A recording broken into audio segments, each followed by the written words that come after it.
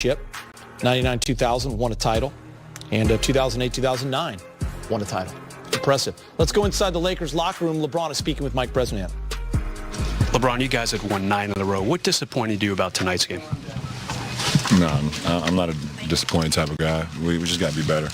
I'm excited about, very pleased with the way our effort. We didn't start the game out the right way, but not disappointed in anybody or anything that we did. Yeah, the bench guys really came through tonight, specifically Quinn and, of course, as you call him, Layup. Yeah, absolutely. Our bench is the reason why there was a game at the end, because they just came in and they produced everything that we needed. You guys went 22-0 against teams with a sub-500 record before tonight. It snaps that streak. But what does it say about the character of your group to be able to, kind of take every opponent with a serious tone? Because we don't pay attention to records. We're all NBA players, regardless of the record. And you have to go out and compete and to win. Don't really pay attention to that. We respect every opponent, and that's what it's all about. I remember when Fultz was having some struggles in Philadelphia early on in his career. You were supportive of him figuring out. He was obviously key in them getting the game down the stretch. What do you see out of this game where it is right now? Confidence and opportunity, and they're confident in him. He's confident in himself, and he's given an opportunity to go out and play the game how he grew up playing it.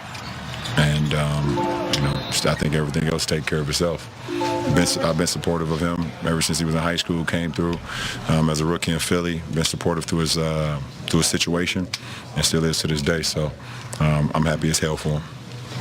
LeBron, what have you seen from Quinn and how he's grown in his career? Well, I've known Quinn for quite a while now. And when I was in Cleveland, Quinn was on our G League team down in Canton. So I've seen Quinn grind, get the opportunity in Golden State, make the most of it, continue to work. And now he's here, and he's making the most of it. Just a true professional, someone who has the ability to put up bunches of points when the opportunity presents itself. But more importantly, he's just always stay ready. Great teammate, no matter what the circumstances is, if he's playing or not. And it's been great, being on the same team with him. Obviously, the bench guys had a great shooting night, but some of the hustle plays, like KCP taking that charge, Jared diving for that loose ball, what did that bring to the team? Everything. Our team is very deep, and when there's someone maybe not playing particularly well, we have the ability to go to guys off the bench. And like I said, without everyone off the bench tonight, we would have got blown out. Very proud of those guys coming in and just relishing the opportunity. Tough to see Caruso leave like that. He took a pretty hard hit. Yeah, absolutely. Anytime you have anyone take a hit to the head, it's a dangerous thing, and it's great to have the medical staff that we have here and the training staff that we have. So, when you lose a guy like AC, especially when you're already down a couple men, it hurts. So, like I said, to have the insurance of Quinn and Layup and KCP off the bench definitely helps a lot. When you get caught on the rim like you did tonight, is it just kind of mistiming the jump or not realizing, maybe exactly where you're taking off from? No, taking off. you want to be part of the disrespectful team too? Take off from this. No, Mo Bamba was around the rim, so I tried to quick dunk him. Being the shot blocker that he is, I tried to quick dunk him and mistimed the place with the ball to the rim.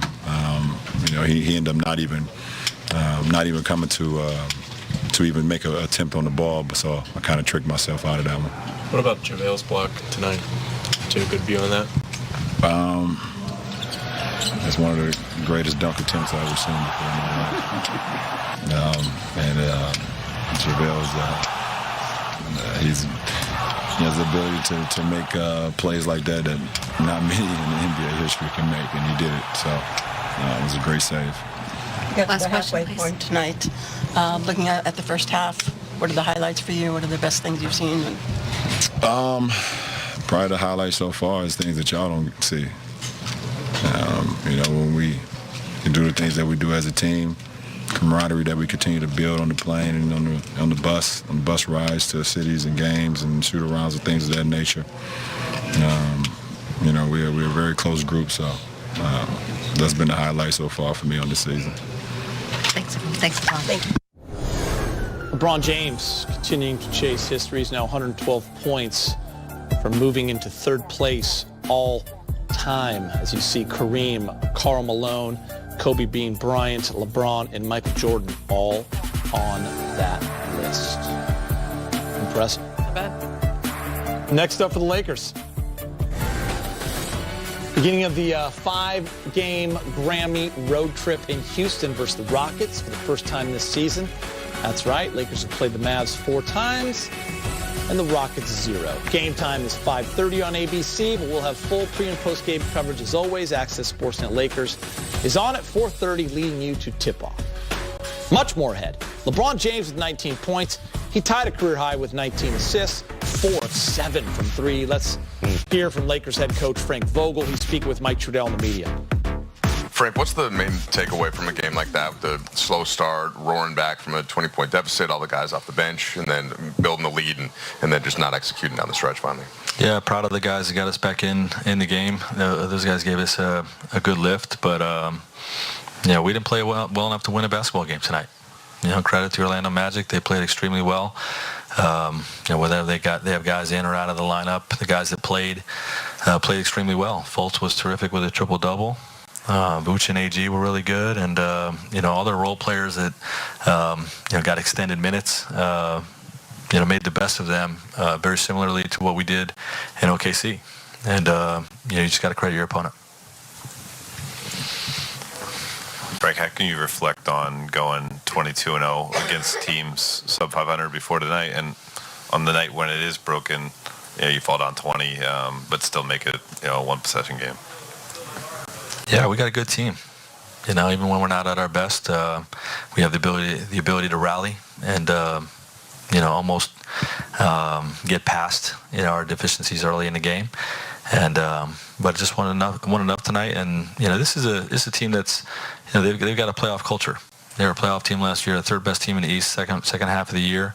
They're very well coached, and they're tied together on a defensive end, and they made things difficult for us tonight. Even the guys that don't play the regular minutes, those guys just made the best of their opportunities. Coach, y'all had a lot of momentum going into the fourth, and even going at the end of the fourth. Where do you feel like where the momentum shifted at? Well, they made shots. We missed 2 dunks.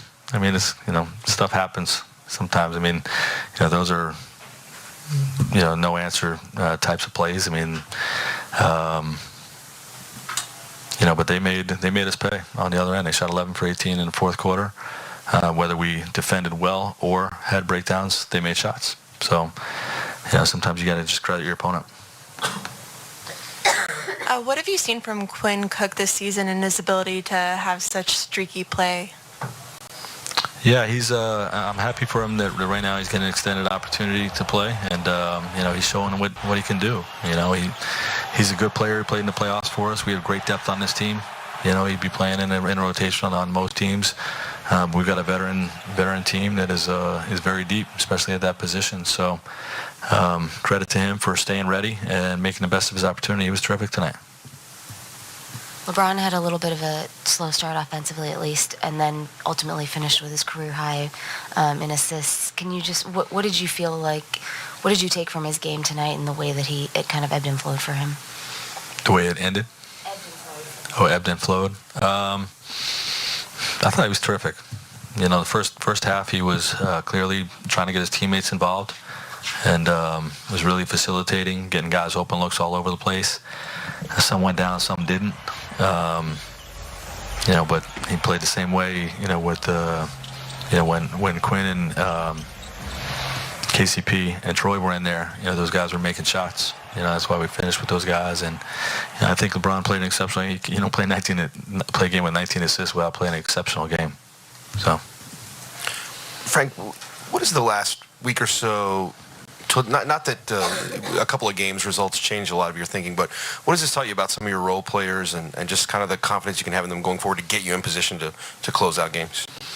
Yeah, it's just there's going to be some nights where your main guys aren't getting it done, or you just want to change the game. It's not. I don't want to pin this on guys that not playing well. Sometimes the group's not playing well, and you just got to try something different. And that was the case tonight. And I have a lot of confidence in those guys. And this, quite frankly, doesn't really change that. I'm not surprised that Quinn Cook and Troy Daniels come in and do what they did, and KCP, of course, as well. So it doesn't really change anything for me other than just reaffirms the confidence that I have in those guys. Check this out. It ties best record the Lakers ever had through 41 games at 33-8. Only the 71-72 team had a better